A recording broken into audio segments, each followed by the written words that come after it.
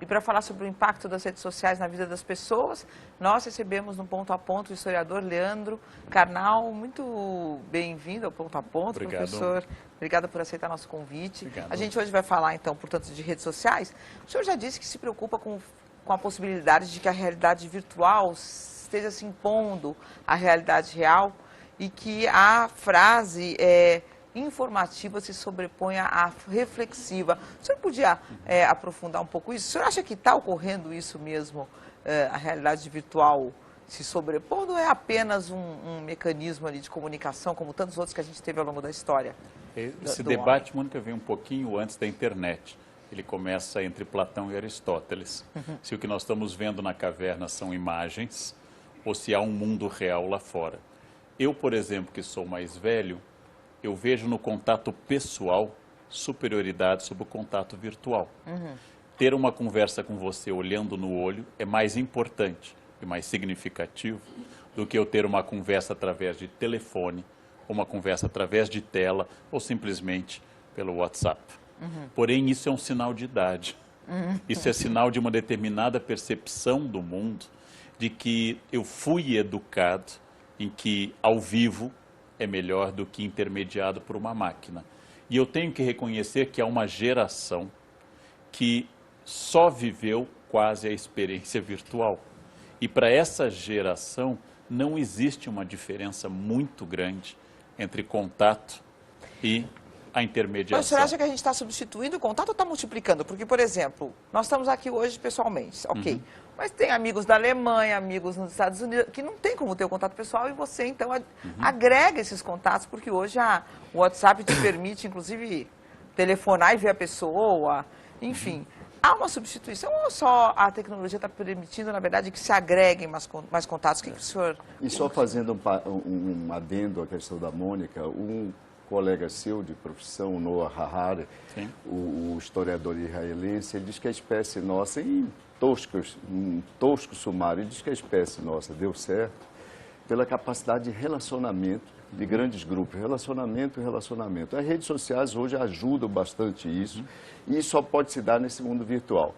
Será que essa capacidade incrementada de relacionamento não ajuda, em última instância, a espécie, ou seja, a se afirmar naquilo que propiciou o seu desabrochar e sua superioridade em relação às demais, que é exatamente o relacionamento entre os indivíduos? Bom, as questões que vocês colocam precisam de 10 teses de livre docência cada uma, né? Elas são muito interessantes. Em primeiro lugar, o historiador prefere palavras mais neutras. Nós não estamos melhorando nem piorando, nós estamos transformando. Seria como perguntar, escreve-se melhor com caneta tinteiro, esferográfica ou digitando? Nenhuma das formas é melhor do que a outra. Apenas o fato de que eu fui alfabetizado com caneta tinteiro, depois fui com caneta esferográfica e hoje digito, apenas me torna uma espécie de mestiço cultural. Há pessoas que estão sendo alfabetizadas sem contato com a caneta, sem nenhum contato com o instrumento formal que nos marcou. Então, pegando pelo fim, os dois livros mais conhecidos do Harari, especialmente o Sapiens, ele enfatiza exatamente que há 70 mil anos a chamada revolução cognitiva mudou a espécie humana para sempre. Ou seja, a complexidade da linguagem, as redes de relações transformaram o cérebro humano e fizeram do Homo sapiens vitorioso, não apenas sobre os outros Homo, como o Neandertal, mas também vitorioso sobre toda a natureza. Essa é uma questão. No seu segundo livro, mais instigantemente, que é o Homo Deus, ele trata de uma outra questão, que é o nosso poder de simbolização. Quando ele usa o exemplo, por exemplo, do gramado, e o que significa ter uma área que demanda grande cuidado e não produz nada, como símbolo de poder, como é que a classe média incorporou depois da burguesia o princípio da nobreza, visível em castelos como Chantilly e Chambord, no Vale do Loire, como é que nós incorporamos o valor de ter uma área inútil, que demanda investimento, mão de obra e água, só para demonstrar o nosso poder, eu junto a capacidade de relações, a capacidade de simbolizações. Somos uma espécie que simboliza muito e se comunica muito.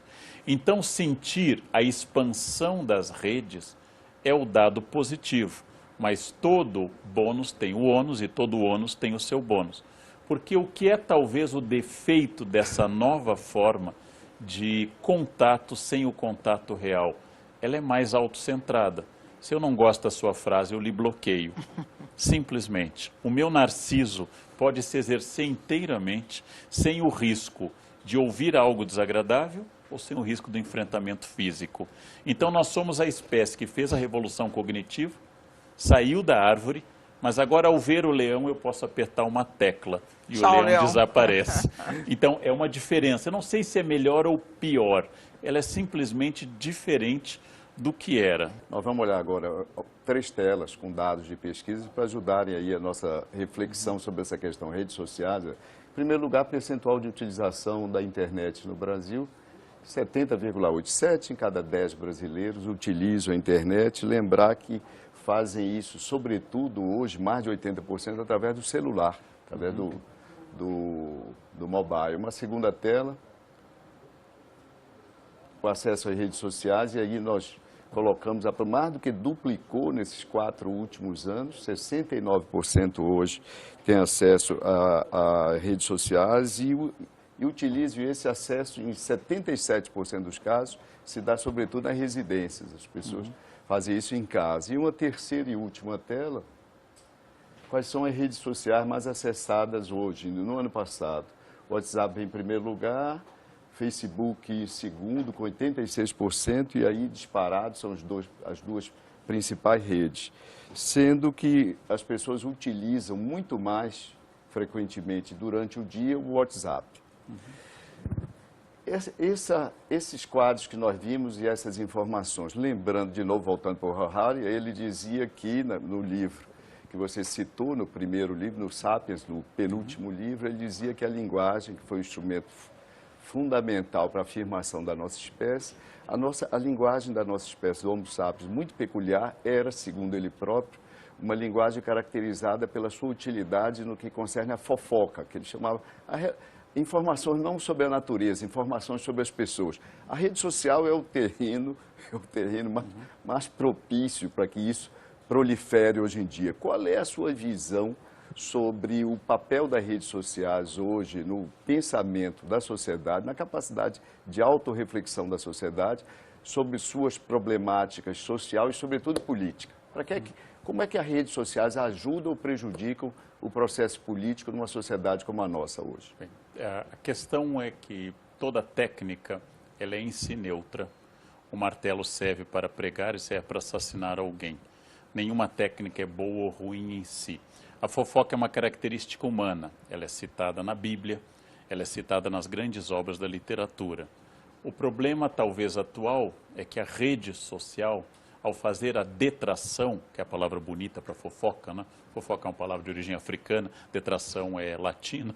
Ao fazer a detração, nós estamos perdendo, inclusive, o nexo com a autoria, porque eu posso usar um avatar falso. Ninguém sabe que é o detrator. Exatamente. O detrator desaparece, eu jogo as calúnias ao vento, surge o conceito tão popular hoje de pós-verdade, que está sendo confundido com mentira. Quando se diz que o Trump, na sua campanha, acusou Obama de não ter nascido nos Estados Unidos, isso não é pós-verdade, isso é calúnia política, prevista por Maquiavel. Ou seja, o Trump está usando calúnia política contra um adversário ou contra a candidata de um adversário. Pós-verdade é um pouquinho mais complexo do que a mentira simples, porque a pós-verdade pressupõe que eu perca a necessidade, o nexo e o vínculo com o real, com o factual, com o objetivo, e passe a achar que se está na rede é verdadeiro. É diferente da simples mentira. A pessoa que espalha uma mentira sobre o adversário não é adepto à pós-verdade, é simplesmente um mentiroso. Isso é uma das coisas mais antigas do planeta. Agora, a pessoa que ao acessar todas as informações da internet, acredita naquilo que diga respeito ao seu universo, porque nossa seleção hoje da verdade é uma seleção afetiva de identidade, não é uma seleção objetiva. Então, tudo que disserem de errado, de mal ou de ruim sobre quem eu não gosto é verdadeiro. Eu acredito. Eu acredito, porque o critério é individual. Volto àquilo que eu havia dito anteriormente. A centralização no indivíduo, a marca narcísica, a vontade de definir o meu eu como eu absoluto, é uma das marcas contemporâneas e é uma das coisas que caracteriza tanto esse mundo líquido que o falecido Zygmunt Bauman tanto destacava. Ou seja, não se trata de pós-verdade se eu simplesmente minto. Hoje, como todos sabem, há empresas especializadas em fake news. Hoje há pessoas que passam o dia no computador com 20, 30 perfis falsos para evitar a fake news ou recebem dinheiro para atacar. E a União Europeia criou recentemente um time de especialistas para combater notícias falsas. Exatamente, mas isso é um pouquinho tapar a peneira com o sol, porque a internet esgarçou e capilarizou a capacidade de acesso à informação. O lado positivo disso é que mais gente tem acesso à informação. O lado negativo é que mais gente tem acesso à informação também.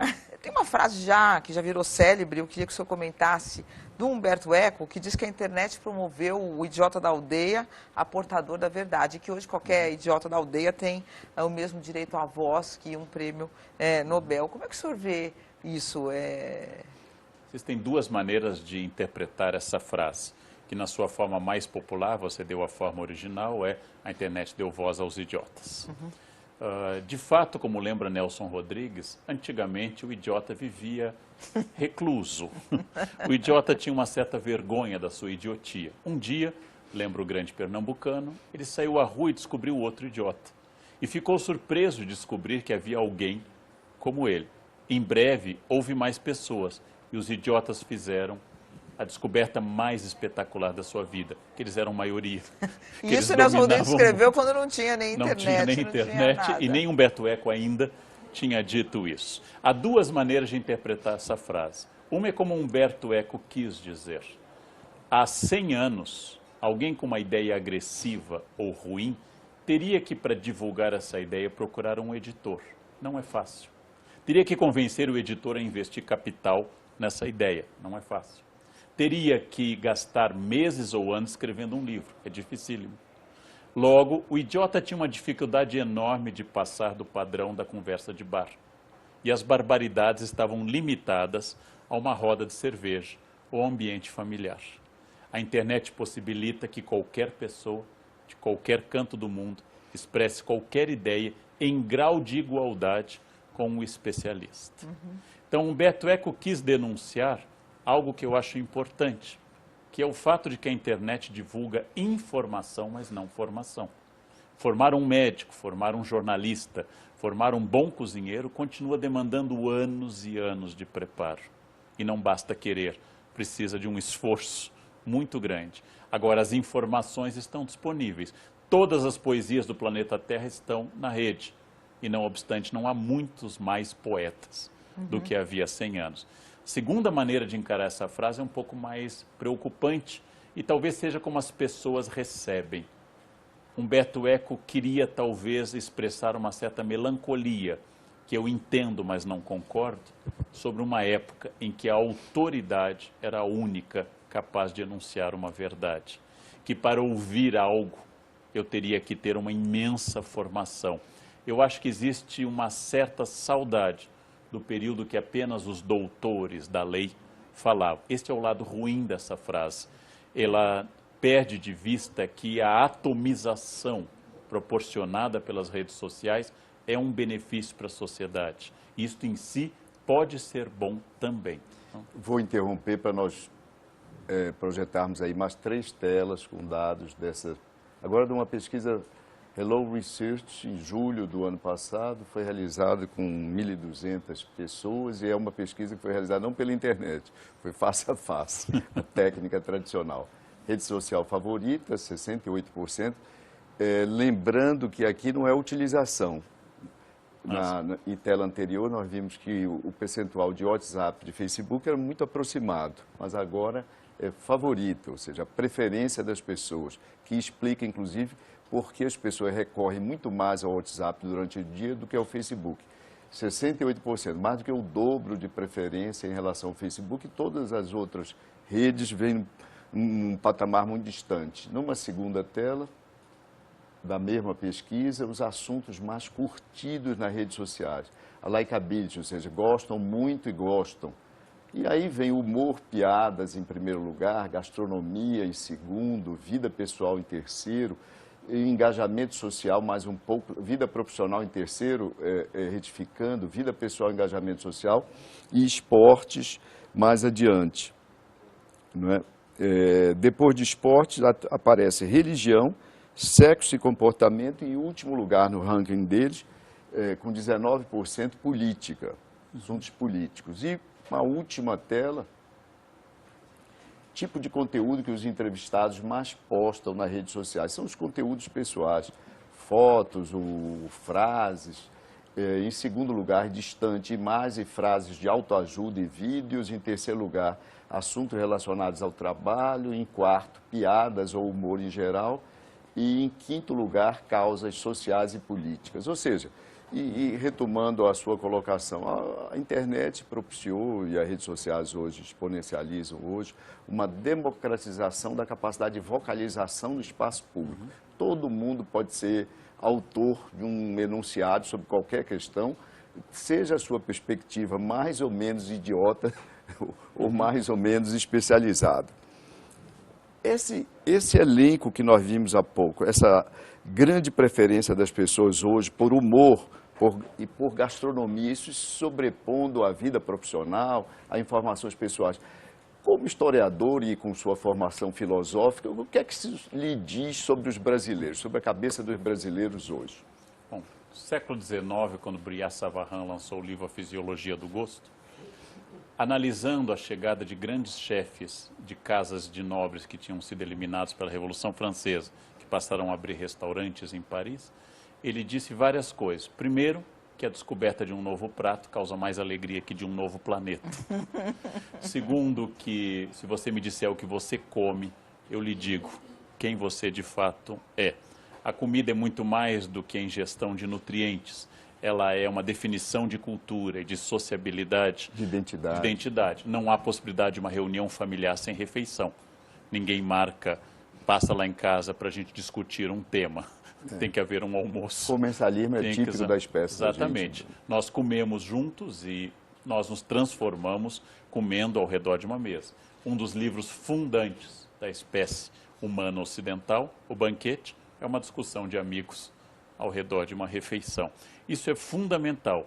Eu diria que há 3 temas que, segundo me informaram várias pessoas e vários jornais, são os que o público mais gosta: Deus, animais de estimação e comida. Esses 3 temas são muito importantes do mundo. Então, temas religiosos que estão em alta, a religião vai bem, né? Nietzsche já está morto, Deus continua feliz e produtivo. Tudo que envolva animais de estimação e tudo que envolva alimentação. E às vezes misturando códigos religiosos, defesa dos animais e alimentação no mesmo campo. Essa fixação com alimentação? Com a alimentação ainda a gente entende, assim, mas os animais, por que mostrar o seu bicho? Bom, eu gosto mais até do que os próprios filhos. Né? Gosto muito dos animais, mas reconheço que eles têm uma grande virtude sobre os seres humanos. Né? Eles gostam da gente independente de quem a gente é. E os seres humanos eventualmente exigem alguma reciprocidade, afetividade ou simpatia. O afeto de um cão de rua debaixo do elevado em São Paulo a um mendigo ou usuário de crack é o mesmo de uma senhora da elite paulista com o seu animal tratado nas clínicas mais caras. O afeto dos animais não depende nem da alimentação que eu dou a eles. Então é uma homenagem, quer dizer, essa mega exposição. Então eu tenho animais. certeza do meu cachorro, eu não tenho essa mesma certeza do resto da minha família. Ou como diz uma velha piada, bastante imprópria, prenda sua esposa e o seu cachorro no porta-mala de um carro. Abra daqui a 2 horas e veja a reação de cada um para você avaliar quem é o afeto disso. O animal sairá depois de ser preso felicíssimo e querendo me ver. a esposa ou o marido, naturalmente a piada vale também para os maridos presos no carro, ela não terá talvez a mesma alegria. Então o animal é um amor muito compreensível por vários motivos. Mas eu diria que hoje, tal como o século XVIII foi o século da filosofia, o XIX é o século da história, a nossa virada do 20 para o 21 é a era do indivíduo. Um Deus customizado, um animal humanizado e uma comida adaptada a mim. Na verdade, é o século do Narciso, né? E do indivíduo. E agora vamos começar logo com vendo gráficos aí dessas três telas finais. Principais objetivos para acessar as redes. Cada 10 brasileiros conectados, 7 dizem que estão nas redes para acompanhar o que acontece no dia a dia de amigos e familiares. 6 dizem que é para se comunicar com amigos e familiares, também de certa forma. Que se mescla um pouco com a primeira categoria. 5 dizem que é para compartilhar fotos e vídeos. 4 respondem que é para ficarem atualizados com notícias. E 3 dizem que é para conhecer opiniões sobre assuntos de seu interesse ou pessoas de seu interesse. Numa segunda tela, os perfis da rede, em 2016. Essa pesquisa, os pesquisadores da Hello Research, categorizado, por exemplo, os torcedores adoram esporte, humor e piadas. Os emojis, os politizados gostam de humor e piadas, engajamento social, vida profissional e conteúdo pessoal.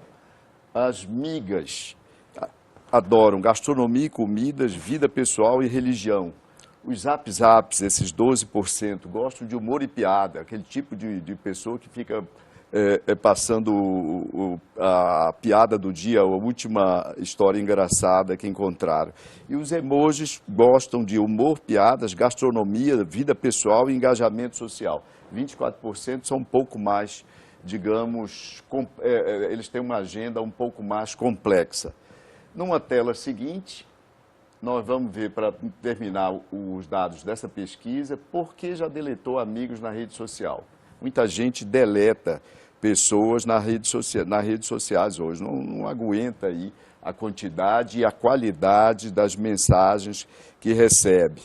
E aí, por que deletar? São 39% das pessoas que respondem que já deletaram amigos e interlocutores nas redes sociais. Depois eles vão dizer por que deletaram. Esses 39, ou seja, quase 4 em cada 10 brasileiros, dizem que deletaram. E por que deletaram? Para 39% postavam só conteúdos irrelevantes. 26% conteúdos preconceituosos que incomodavam as pessoas. 21% mandavam convites para aplicativos e jogos. 19% disparavam muitos spams. E 15% postavam piadas sem graça. Há ainda 12% que postavam conteúdos políticos, em relação aos quais havia discordância do respondente, e 7% dizem que alguns amigos só mandavam posts repetidos, etc. e tal.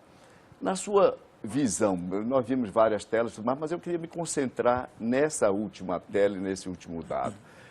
O que é que leva as pessoas, quando você vê essa resposta, o que é que leva essas pessoas a deletar amigos, ou seja, indivíduos com os quais tinham algum tipo de relacionamento e proximidade nas redes hoje? O que é que isso quer dizer? O que é que isso significa? Como é que a gente deve interpretar as respostas a essa questão que aparece na pesquisa? E o senhor já deletou alguém também? Diariamente, minha equipe deleta pessoas que são haters. Pessoas que entram com falsos perfis, agridem e depois desaparecem. Né? Sim, verdade. Eu não tenho tempo nem para adicionar, nem para deletar. Até porque eu só tenho uma fanpage, eu não tenho um perfil pessoal. Mas tem vários Instagrams falsos com meu nome, eu não tenho nenhum.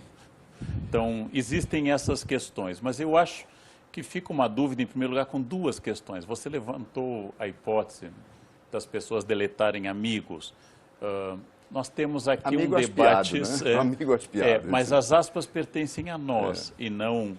Quando alguém diz que tem 5.000 amigos no perfil do Face, a pessoa não coloca aspas entre isso. O fato de que eu e você temos 3 ou 4 amigos apenas demonstra, como lembra, por exemplo, o Zygmunt Bauman nas 44 Cartas do Mundo Líquido, que o conceito de amigo varia de pessoa para pessoa, né? Para mim, alguém que está simplesmente na internet é um fóton, é um elétron, não é um amigo, de fato. Mas este é um conceito. Então, nós facilitamos a maneira de encerrar e conduzir relações, em primeiro lugar. Segundo lugar, eu estabeleço um certo espelho problemático. Eu te deletei porque os posts que você me mandava eram irrelevantes. Ora, se você tivesse me mandado a crítica da razão pura de Kant, ou uma síntese do debate de Hegel, ou a crítica a Feuerbach, talvez você me deletasse, porque o que eu estou mandando é excessivo. Logo, o que está gerenciando eu te deletar ou te tornar um amigo mais próximo é um estabelecimento do meu eu, que diz que você é irrelevante ou excessivo. E eu vou determinar dessa forma que você é inteligente ou não a partir da minha medida. Não? Quando alguém me diz, fulanos estão fofocando muito, eu penso, mas se não fofocassem, falariam do quê? Da arte barroca? Da arte cicládica na Grécia pré-clássica? Do que falariam as pessoas que fofocam? A fofoca não é apenas um interesse pessoal, ela também é um preenchimento de um espaço cuja única possibilidade é o ataque ao outro para estabelecer uma aliança. Então, na verdade, esse fluxo da rede, há que se pensar no conceito de autor. Quem é que faz esses memes? Quem é que faz essas piadas que todos mandam para a gente 3, 4 vezes? Quem é o autor? De onde vem essa grande questão? Tanta coisa criativa, muitas vezes. Quem faz o vídeo do Grande Irmão, que a população do 84 fica observando, segundo Orwell? Ou seja, quem é que está produzindo isso? Somos nós esses agentes passivos numa teoria conspiratória? Quem é que está produzindo tudo isso? Já que eu deleto porque o outro me mandou muito, mas eu não produzo e nem recebo do produtor. Só recebo da repassagem com a total destruição da ideia de sujeito e de produtor, que é uma das características da internet, né? Elimino a autoria.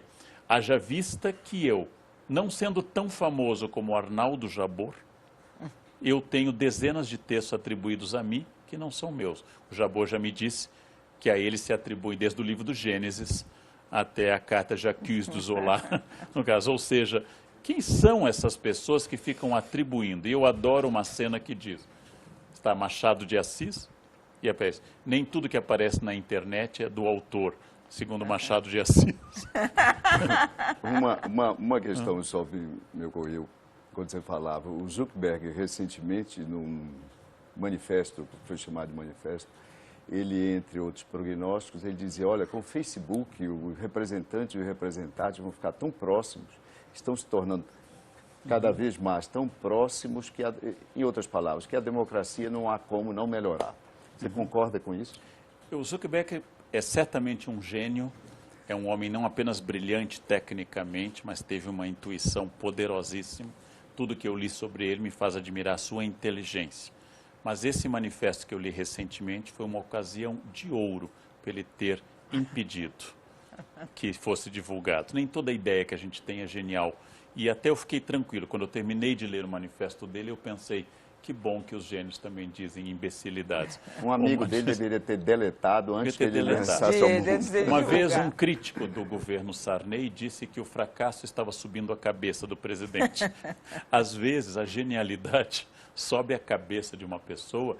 Ele fez vários prognósticos. Não é possível fazer ciência sobre o futuro.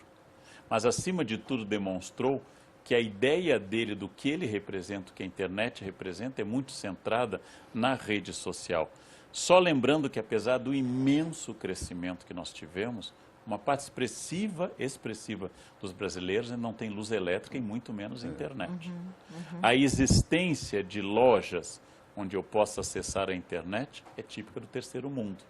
Ela inexiste nos centros urbanos mais desenvolvidos. Mas quando eu entro num local que eu possa acessar a internet ou para jogar, é um sinal claro que as pessoas não têm em casa nem computador, nem acesso à rede. E voltando ao Zuckerberg, nada nos assegura que daqui a 5, 10 anos o Facebook sobreviva. 10 anos atrás, 12 anos atrás, havia o Second Life, que era uma coqueluche. Todos estavam, né? Uma parte da humanidade caçou pokémons, talvez tantos, que eles entraram em extinção.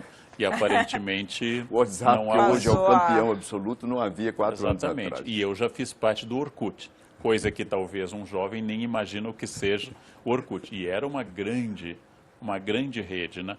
E morreu, porque tudo isso é orgânico e corresponde tanto a uma necessidade de mercado, que tem que criar obsolescência, ou seja, tem que superar aquilo, como também ao fato de que esse mundo, a característica básica do consumo é querer a novidade. Nós somos uma sociedade com déficit de atenção, e a característica do déficit de atenção é o vício na novidade.